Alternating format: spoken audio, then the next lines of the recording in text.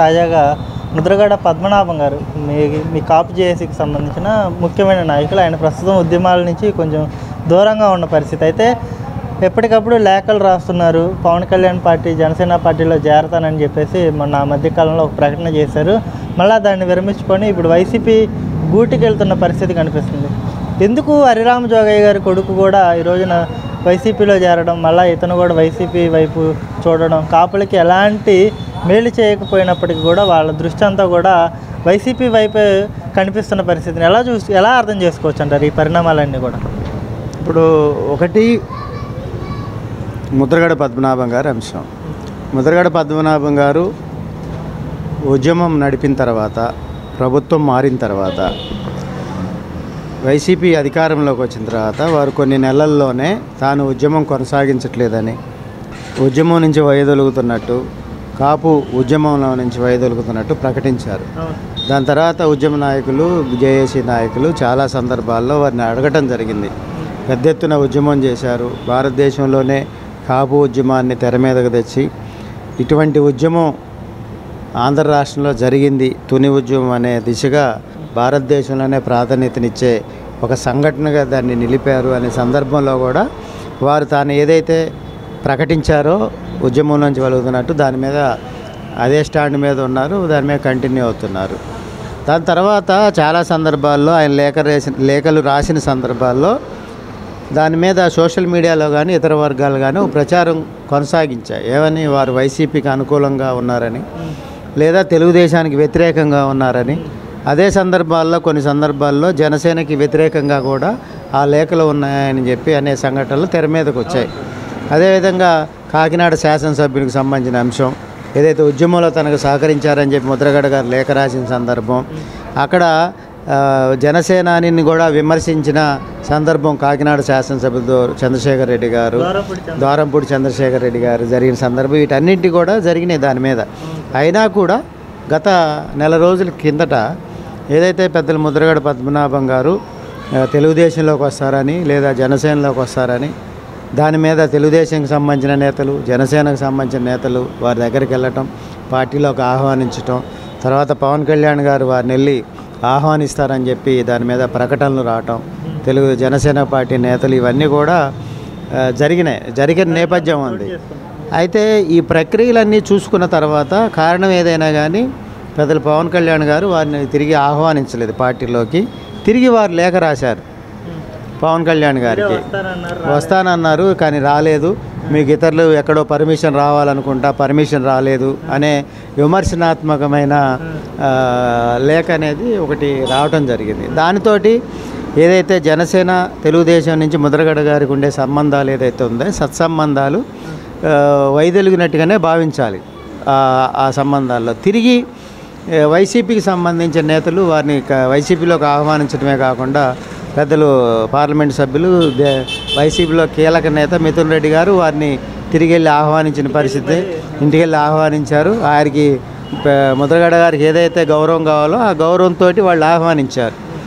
కాబట్టి ముద్రగడ గారు కూడా ప్రకటించారు తాను వైసీపీలో ఏ రోజున చేరతాను, ఏ విధమైనదేని చేరతాననేది ఆయన ప్రకటించారు. సో ముద్రగడ పద్మనాభం గారు రాజకీయ కోణంలో, రాజకీయాల్లో ఏ విధంగా ముందుకు పోవాలనే అంశం మీద వారు ఆలోచన చేశారు. వారు మొదటి నుంచి రాజకీయ నేత, రాజకీయ నాయకులు. ఆయన పార్లమెంట్ సభ్యుడిగా, శాసనసభ్యుడిగా, మంత్రిగా రాజకీయాల్లో పనిచేశారు. 94లో ఉద్యమం చేసిన తర్వాత వాళ్ళు రాజకీయాల్లో ఉన్నారు.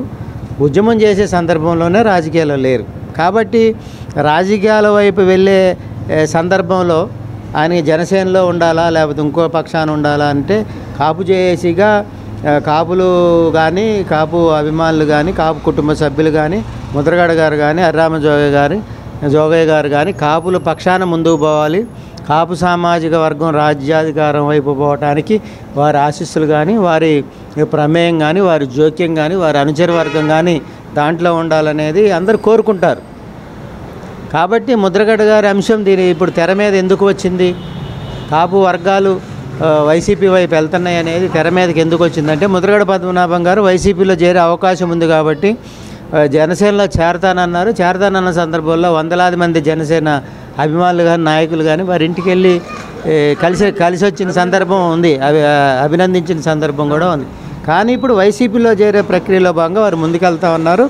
వారు ప్రకటించారు, డేట్ కానీ ఇవి జాయిన్ అయ్యే సందర్భం కానీ చెప్తానని చెప్పి స్పష్టత ఇచ్చారు. అంటే ఇది హర్షించదగ్గ విషయమా లేదా అంటే ఏం చెప్తారు ఈ పరిణామాన్ని? ఇప్పుడు రాష్ట్ర కాపు జేఏసీగా మీరు కాపు వర్గాలు ఏదైతే ఉన్నాయో స్వాగతిస్తున్నారా వ్యతిరేకిస్తున్నారా? అంటే ముద్రగడ పద్మనాభం గారి రాజకీయ ప్రవేశం, వారి రాజకీయ జోక్యం అనేది వారి వ్యక్తిగతం. ఇప్పుడు ఇప్పుడు పవన్ కళ్యాణ్ గారు 24 సీట్లు తీసుకున్న సందర్భంలో కూడా రాష్ట్ర కాపు చేసి స్వాగతించింది. ఎందుకంటే వారు ఒక బలమైన నాయకుడు, జనసేన అధినేత, జనసేన పార్టీ పక్షాన మంచి చెడులు ఆలోచించుకుని వారు ఏ విధంగా ముందు పోవాలి అనుకునే నిర్ణయాన్ని రాష్ట్ర కాపు చేసిగా స్వాగతించాను నేను.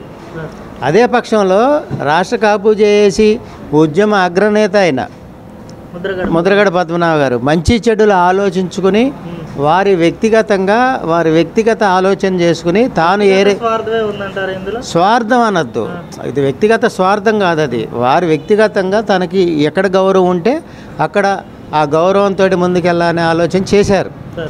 అది పెద్దలు ముద్రగడ పద్మనాభం గారి వ్యక్తిగత అంశం, రాజకీయ అంశం. కాబట్టి కులంగా, కాపు కుటుంబంగా, కాపు జేఏసీగా ఎవరైనా ఏదో ఆహ్వానిస్తారు కాపు కుటుంబ సభ్యులు. కాపులతో కలిసి ముద్రగడ పద్మనాభ గారు పయనించాలి, రాజ్యాధికారానికి తన వంతు కూడా కృషి చేయాలనే సందర్భంలో పవన్ కళ్యాణ్ గారితో వెళ్ళాలనేదే నేను కూడా అనుకుంటా. కానీ ఇక్కడ రాజకీయ విధానంలో పెద్దలు ముద్రగడ గారు ఒక ఆలోచన చేసుకున్నారు. తనకి ఎక్కడ గౌరవం ఉంటే అక్కడికి వెళ్ళాలి అనే దాంట్లో ఒక ఆలోచన చేశారు. కాబట్టి వారు ఆ విధానమైన నిర్ణయం తీసుకుంటున్నారు. ఆ నిర్ణయాన్ని స్వాగతించక తప్పదు. ఇంకా పక్క చూసుకుంటే ఓవరాల్గా ఈ సినారియో మొత్తం ఎలా ఉండబోతుంది రేపు భవిష్యత్తులో? పవన్ కళ్యాణ్ని పదే పదే లేఖలు రాసి ప్రశ్నించే ముద్రగడ పద్మనాభం కానీ, హరిరామ్ జోగే కానీ అదే పవర్ షేరింగ్లో సీఎంని అడిగే పరిస్థితి వీళ్ళకు ఉంటుందా అన్నట్టుగా కూడా కొంతమంది వైపు నుంచి వస్తున్న ప్రశ్నలు. ఈ ప్రశ్నలని మనం ఎలా చూడొచ్చు అంటారు సార్? అంటే వైసీపీలో ముద్రగడ పద్మనాభం గారు పవర్ షేరింగ్ గురించి అంశం రాదు. ఎందుకంటే వైసీపీకి సంబంధించి అగ్రనాయకులు జగన్మోహన్ రెడ్డి గారు, వారు ఇప్పుడు ముఖ్యమంత్రిగా ఉన్నారు.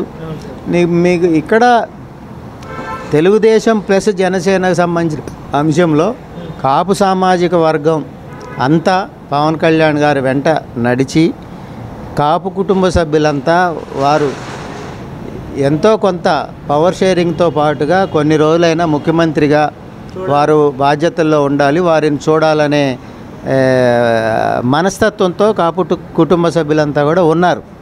దాన్ని వారు లేఖల ద్వారా ఉదాహరించారు.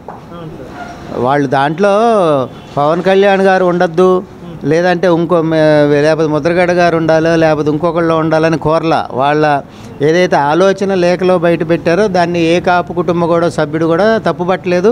ఈవెన్ పవన్ కళ్యాణ్ గారు కూడా ఏదైతే పవర్ షేరింగ్ అంశంలో తప్పుపట్టలా. కాకపోతే వివాదాస్పదమైన సందర్భాలు, వ్యాఖ్యలు అక్కడ జనసేనకు సంబంధించి అనుకూలమైన మీడియా, వ్యతిరేకమైన మీడియాగా కొంత జరిగింది. సోషల్ మీడియాలో అనుకూలం వ్యతిరేకమైన చర్చలు కొనసాగుతున్నాయి.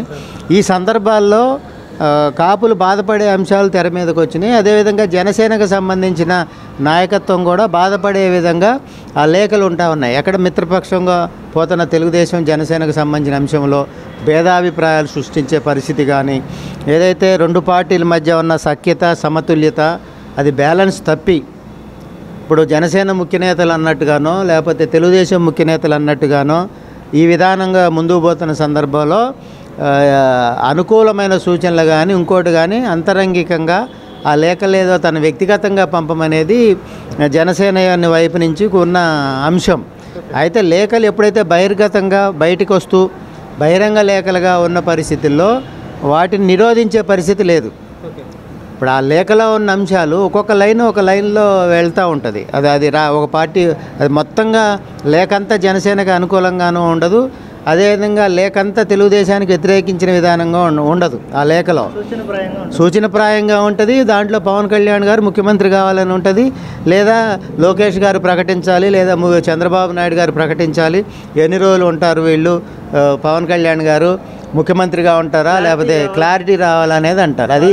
అది ఆ రెండు పార్టీల మధ్య ఉండే అంతర్గత వ్యవహారం. అంటే ఇంకో పక్క చూసుకుంటే సార్, ఏదైతే జగన్మోహన్ రెడ్డి గారు ఆనాడు ప్రతిపక్ష నేతగా ఉన్నప్పుడు కిర్లంపూడి బహిరంగ సభలో ముద్రగడ పద్మనాభం గారి సొంత ఊరిలోనే కాపు రిజర్వేషన్లు అనేది సాధ్యపడదని చెప్పేసి స్వయంగా అక్కడే ఉండి ఆయన ప్రకటించినప్పటికీ ఆయన్ని వ్యతిరేకించకుండా ఆయన్ని సమర్థిస్తూ ఇప్పటికి కూడా ఆయన అడుగుజాడల్లోనే నడుస్తున్నాడు. ముద్రగడికి ఏమైనా మతి భ్రమించిందా అన్నట్టుగా కూడా కొంతమంది మాట్లాడుతున్నారు.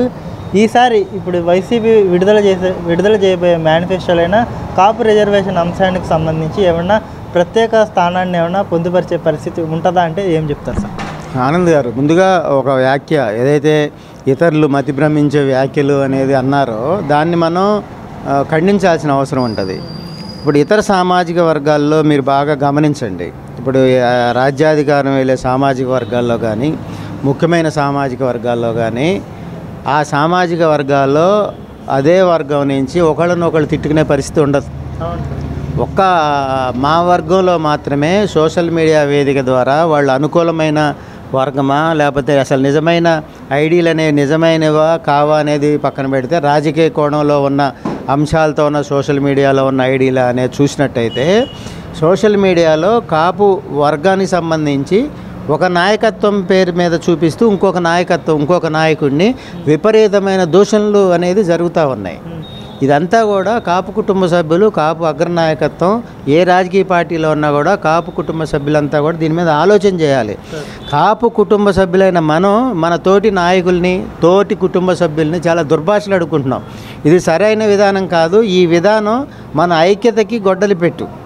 కాపు కుటుంబాల, కాపు వర్గాల, కాపు బలిజ, తెలగ, ఒంటరి, తూర్పు కాపు కులాల ఐక్యతకి గొడ్డలు పెట్టి ఇది దూషించుకోవడం అనేది మనం కులంలో, కుటుంబ సభ్యుల్లో, నాయకుల్లో మన దాంట్లో ఉన్న వాళ్ళందరినీ కూడా కాపులుగా ఉన్న వాళ్ళని గౌరవించుకోవాల్సిన అవసరం ఉంది. ఆ విధంగా పోవాలి.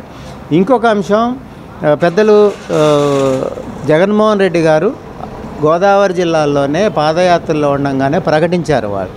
వారు రాజకీయ వ్యూహంలో భాగంగా ఆ రోజు నేను కాపు రిజర్వేషన్ ఇయ్యను అంటే బీసీలంతా తన పక్షాన వస్తారు. ఏదైతే ఈస్ట్ వెస్ట్ గోదావరి జిల్లాల్లో ప్రధానంగా ఎక్కువ శాతం ఉన్న కాపు కుటుంబ సభ్యులు ఉన్న చోటే జగన్మోహన్ రెడ్డి గారు ఈ విధంగా ప్రకటించారు. అంటే నష్టపోయినా పర్వాలేదు కానీ నాకు బీసీలే కావాలనేది ప్రకటన చేశారనే వ్యూహంలో భాగంగా జగన్మోహన్ రెడ్డి గారు చేసిన వ్యూహంలో బీసీలు ఆ రోజు జగన్మోహన్ రెడ్డి గారి వైపు వెళ్ళారు,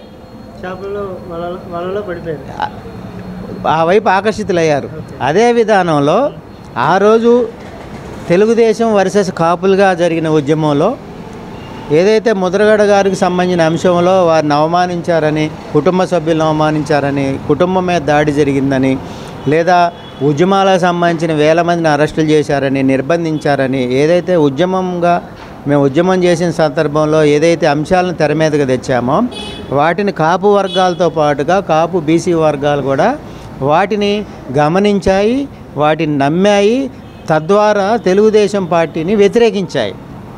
అందువల్ల ఆ రోజు జగన్మోహన్ రెడ్డి గారు కాపు రిజర్వేషన్ ఇవ్వనన్నా, చంద్రబాబు నాయుడు గారు కాపుల పక్షాన నేను కాపు కార్పొరేషన్ పెట్టానని ఇట్లా రకరకాల అంశాలు దీని మీద కాపులకు సంబంధించి వరాలని చేశానని చెప్పినా దాన్ని కాపులు స్వీకరించలా. కాపు వర్సెస్ చౌదరికి సంబంధించిన అంశంలో ఆ వర్గాన్ని విభేదించాయి కాపు వర్గాలు. అందువల్ల ఆ రోజు జగన్మోహన్ రెడ్డి గారు ముఖ్యమంత్రి అవ్వగలిగారు దాంట్లో.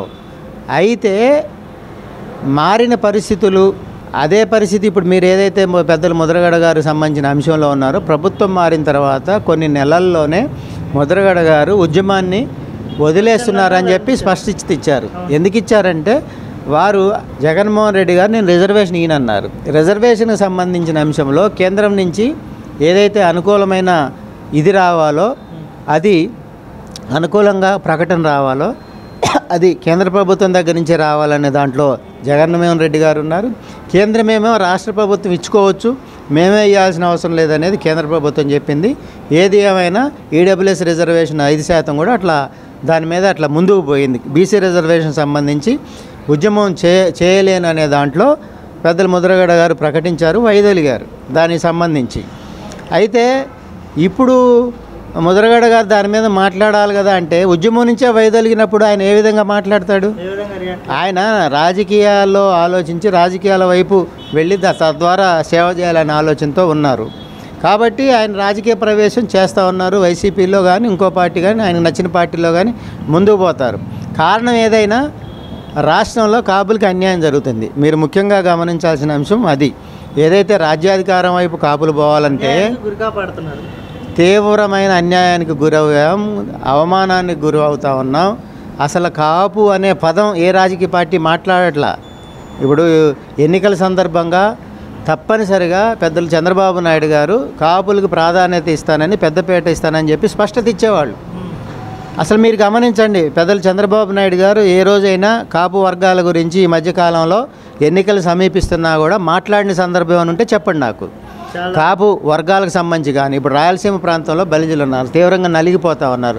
తెలుగుదేశానికి పెద్ద ఎత్తున సహకరించి ముందుకు తీసుకెళ్లిన వర్గం బలిజలు. ఈ రోజు దాకా బలిజలకు సంబంధించి తెలుగుదేశం కానీ జనసేన కానీ ఆ వైపుగా జనసేన నాయకుడు కూడా పెద్దలు చంద్రబాబు నాయుడు గారికి చెప్పాలా, కాపులకి మనం న్యాయం చేయాల్సిన అవసరం ఉంది, 43 స్థానాలు ఇవ్వాల్సిన అవసరం ఉందని, ఇప్పించడానికి సహాయం చేయాల్సిన అవసరం ఉందని జనసేనాని పవన్ కళ్యాణ్ గారిని నేను అభ్యర్థిస్తూ ఉన్నా. మన వర్గం నుంచి మన కుటుంబ సభ్యుడైన మీరు తెలుగుదేశం పార్టీ అధినేతకి చెప్పి మన వర్గాలకి న్యాయం చేసే విధంగా సహకరించాలని కోరుతా ఉన్నా. రాయలసీమలో బలిజలకు ప్రాధాన్యత ఇవ్వాలని కోరుతున్నా. మొత్తంగా రాష్ట్రంలో 43 స్థానాలు శాసనసభ్య స్థానాలు, 7 పార్లమెంటు స్థానాలని తెలుగుదేశం పార్టీ కాపులకు కేటాయించాలని డిమాండ్ చేస్తూ ఉన్నా.